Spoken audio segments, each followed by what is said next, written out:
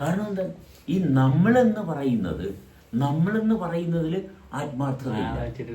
നമ്മളെന്ന് പറയുന്നത് ആത്മാർത്ഥതയുണ്ടെങ്കിൽ അത് ആത്മാർത്ഥമായിട്ട് കൊടുക്കൽ വാങ്ങലുകളൊക്കെ വളരെ സത്യസന്ധമായിട്ട് ആത്മാർത്ഥമായിട്ടാണ് കൈകാര്യം ചെയ്യുമെങ്കിൽ നമ്മളെന്ന് പറയുന്നതിന് ഒരു വൃത്തി ഉണ്ടാവും. ആ നമ്മൾക്ക് വൃത്തിയുണ്ടെങ്കിൽ നമ്മളുടെ ഹയർ ലെവലാണ്, അടുത്ത ഉയർന്ന തലമാണ് ഞാനെന്ന് പറയുന്നത്. ഞാനെന്ന് പറയുന്നത് കുറേയും കൂടി സത്യസന്ധതയും കുറേയും കൂടി സൂക്ഷ്മമായിട്ടുള്ള ആത്മാർത്ഥതയിൽ പ്രവർത്തനത്തെ അനുഭവിച്ച് തുടരുമ്പോൾ കിട്ടുന്നതാണ് ഞാൻ. ആ ഞാനെന്ന് പറഞ്ഞ അവസ്ഥയിലാണ് അതീവ രഹസ്യമായിട്ടുള്ള വളരെ സൂക്ഷ്മമായിട്ടുള്ള സ്വകാര്യമായിട്ടുള്ളൊരു ബന്ധം വരുന്നത്. എന്തുമായിട്ട്? പ്രപഞ്ചത്തിൻ്റെ അതീവ രഹസ്യങ്ങളുമായിട്ടുള്ള ബന്ധം വരുന്നത്. എന്നാൽ മാത്രമേ ആ വ്യക്തിയായിട്ട് തുടർന്ന് നിലനിൽക്കാനായിട്ടുള്ള എല്ലാ സാധ്യതയുമുള്ളൂ. അപ്പം ഞാനെന്ന് പറയുകയും ചെയ്യും, നമ്മളെന്ന് പറയുകയും ചെയ്യും. ഇതിലൊന്നിലും ആത്മാർത്ഥതയില്ല. ഈ ആത്മാർത്ഥത എന്ന് പറയുന്നത് ഈ നമ്മളെന്ന് പറയുന്ന പ്രവർത്തനങ്ങൾ നമ്മളിൽ എന്തെല്ലാം വന്ന് ചേരുന്നോ അതുമായിട്ട് വളരെ വ്യക്തമായിട്ട് ചേരുന്നതാണ് ആത്മാർത്ഥത. അത് വ്യക്തിക്ക് കൃത്യമായിട്ട് അറിയാം, ഞാൻ ആത്മാർത്ഥമായിട്ടാണോ ഭക്ഷണം കഴിക്കുന്നത്. അത് ഭക്ഷണം കഴിക്കുമ്പോൾ വേറെ കുറേ ചിന്തകളുമായിട്ടാണ് ഭക്ഷണം കഴിക്കുന്നതെങ്കിൽ ആ വ്യക്തിക്ക് നിലനിൽക്കാനുള്ള അവസരങ്ങളില്ല. ആ ഭക്ഷണം ഒരിക്കലും ആ വ്യക്തിക്ക് ഭൂഷണമാകത്തില്ല, അത് പാഷാണമായി തീരും. എന്നുവെച്ചാൽ വെള്ളം, ഭക്ഷണം, ഇത് രണ്ടും ആത്മാർത്ഥമായിട്ടാണ് നമ്മളിലോട്ട് വന്ന് ചേരുന്നതെങ്കിൽ ആ അനുഭവം നമുക്ക് കൃത്യമായിട്ട് കൈകാര്യം ചെയ്യാൻ സാധിക്കുന്നുണ്ടെങ്കിൽ തീർച്ചയായിട്ടും നമ്മൾക്ക് നമ്മുടേതായിട്ടുള്ള സവിശേഷതകൾ നമ്മുടെ ശ്രദ്ധയിൽ ഉണരും. അങ്ങനെ നമ്മളെന്ന് പറയുന്നതിൽ അതിൻ്റെ വളരെ സൂക്ഷ്മതലത്തിലാണ് ഞാനെന്ന് പറയുന്ന പ്രവർത്തനത്തെ നമുക്ക് അനുഭവത്തിൽ കൊണ്ടുവരാൻ സാധിക്കുന്നത്. ഞാനെന്ന് പറയുന്നത് നമ്മളുടെ ആ ഒരു പ്രവർത്തനത്തിൽ നിന്ന് പാസ്സായി കിട്ടുന്നതാണ്. അതിൽ നിന്ന് നമ്മൾ വിജയിച്ച് വരുമ്പോഴാണ് ഞാനെന്ന് പറയുന്ന അവസ്ഥ നമുക്ക് അനുഭവത്തിൽ അവസരമായിട്ട് മാറുന്നത്. ആ ഞാനെന്ന് പറയുന്ന പ്രവർത്തനത്തിൽ ശരീരത്തിൻ്റെ ആന്തരികമായിട്ടുള്ള വളരെ സൂക്ഷ്മമായിട്ടുള്ള പ്രവർത്തനത്തിലൂടെ നമ്മൾ അനുഭവത്തിൽ സഞ്ചരിക്കുമ്പോഴാണ് ഈ പറയുന്ന വളരെ സൂക്ഷ്മമായിട്ടുള്ള നിഗൂഢമായിട്ടുള്ള ആർക്കും ഇടപെടാൻ പറ്റാത്ത വളരെ ശൂന്യമായിട്ടുള്ള ഒരു അന്തരീക്ഷവുമായിട്ടൊരു ബന്ധം നമുക്ക് കൈവരിക്കാൻ സാധിക്കുന്നത്. അതാണ് ധ്യാനം. അപ്പോൾ ധ്യാനത്തിലാണ് നമ്മുടെ ജീവിതത്തിൻ്റെ പ്രതികൂല സാഹചര്യത്തെ അതീവ സുരക്ഷിതമായിട്ട് തരണം ചെയ്ത് കൊണ്ടുപോകാനുള്ള സർവ്വസാധ്യതകളും തെളിഞ്ഞു വരുന്നത്. ദൈനംദിന ജീവിതത്തിൽ നമ്മൾ ചെയ്യേണ്ട പ്രവൃത്തികൾ, അതായത് ദൈനംദിന ജീവിതത്തിൽ നമ്മുടെ കർമ്മം വളരെ സുതാര്യമായിട്ട് ചെയ്താൽ മാത്രമേ നമ്മൾക്ക് ഈ പറയുന്ന സ്വകാര്യത ലഭ്യമാകത്തുള്ളൂ. ധ്യാനിക്കാനുള്ള അവകാശം നമുക്ക് കിട്ടത്തുള്ളൂ. അല്ലാണ്ട് ധ്യാനിക്കാനുള്ള അവകാശം നമുക്ക് ലഭ്യമാകത്തില്ല. വെറുതെ പോയിരുന്ന് ധ്യാനിക്കാൻ പറഞ്ഞാലൊന്നും ധ്യാനമാകത്തില്ല. ഇരിക്കാം, കുറേ നേരം കഷ്ടപ്പെട്ടിരിക്കാം, ധ്യാനിച്ചെന്ന് പറയാം. പല ആൾക്കാരെയും ഞാൻ ധ്യാനിക്കുന്നുണ്ടെന്ന് പറയാം. നമുക്ക് തന്നെ ഒരു അഹങ്കാരം ഉണ്ടാവും. ഞാൻ 1 മണിക്കൂർ ധ്യാനിച്ചു, അത് 2 മണിക്കൂറാണെങ്കിൽ അഹങ്കാരം കുറച്ച് കൂടും.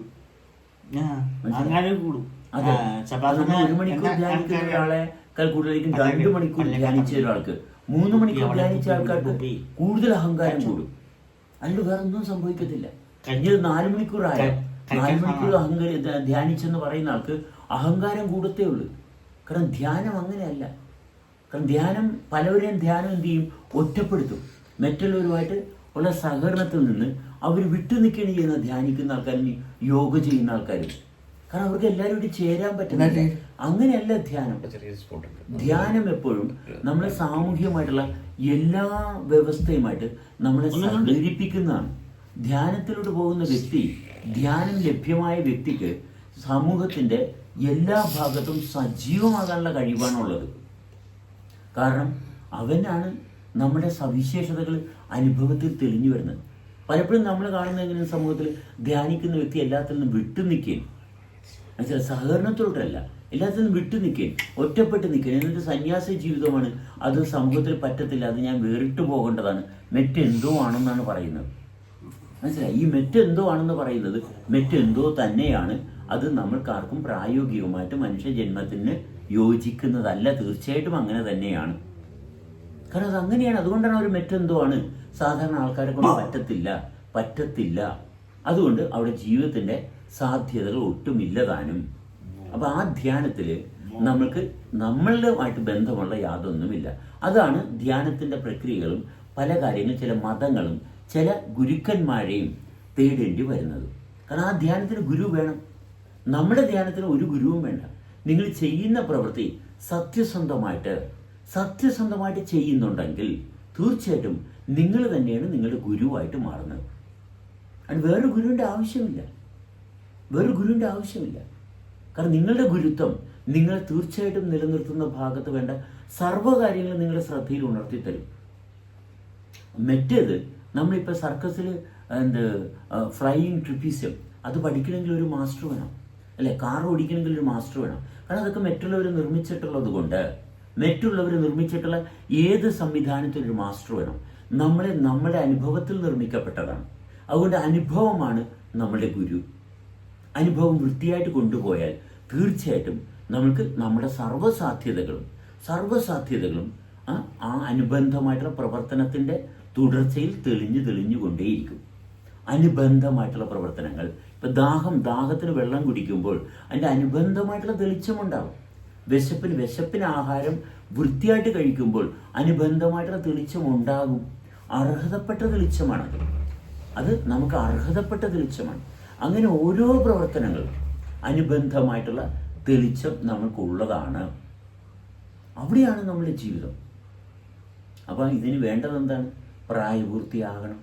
എന്നുവെച്ചാൽ ശരീരത്തിൻ്റെ വളർച്ച കാലത്തിൻ്റെ കയ്യിൽ നിന്ന് വിട്ടുകിട്ടണം. എന്നുവെച്ചാൽ ശരീരത്തിൻ്റെ ആന്തരിക വളർച്ച പൂർണ്ണമാകണം. എന്നുവെച്ചാൽ പ്രായപൂർത്തിയാകണം. ഇതാണ് നമുക്ക് ഇതിൻ്റെ സർട്ടിഫിക്കറ്റ് കിട്ടുന്ന അതാണ്. അപ്പോൾ ശരീരത്തിൻ്റെ ആന്തരിക വളർച്ച കാലത്തിൻ്റെ ഭാഗത്ത് നിന്ന് ഉള്ളത് കഴിഞ്ഞു. അപ്പോഴാണ് വ്യക്തിക്ക് വ്യക്തിബോധം. ഇവിടെ നിന്നാണ് വ്യക്തിയുടെ സർവ്വപ്രവർത്തനങ്ങളും തുടരുന്നത്. ഇത് ആരംഭിച്ചാൽ നമ്മൾ ശ്രദ്ധാപൂർവം നമ്മൾ ഏറ്റെടുത്ത് തുടർന്ന് കൊണ്ടുപോകുന്ന ഭാഗത്താണെങ്കിൽ പിന്നെ അവിടെ സ്റ്റാർട്ടും സ്റ്റോപ്പും എന്ന് പറഞ്ഞൊരു ഭാഗമില്ല. അവിടെ നിർത്തിവെക്കാൻ ഒന്നുമില്ല. ആരംഭിച്ചാൽ ശ്രദ്ധയാണ് ആരംഭിച്ചത്. ശ്രദ്ധ ആരംഭിച്ചത് കൊണ്ട് ശ്രദ്ധ അവിടെ നിന്ന് വിടുന്നില്ല. മറ്റേത് ശ്രദ്ധ അലഞ്ഞു തിരിഞ്ഞ് നടക്കുകയായിരുന്നു. അലഞ്ഞു തിരിഞ്ഞ് നടന്നിരുന്ന ശ്രദ്ധ അലഞ്ഞു തിരിയുന്നതിൽ നിന്ന് ശ്രദ്ധയ്ക്ക് ഒരു സ്ഥാനം കിട്ടി. ശ്രദ്ധിക്കേണ്ടത് എന്തെന്ന് ശ്രദ്ധ തന്നെ മനസ്സിലാക്കി. അതുകൊണ്ട് ശ്രദ്ധ പിന്നെ മാറുന്നില്ല.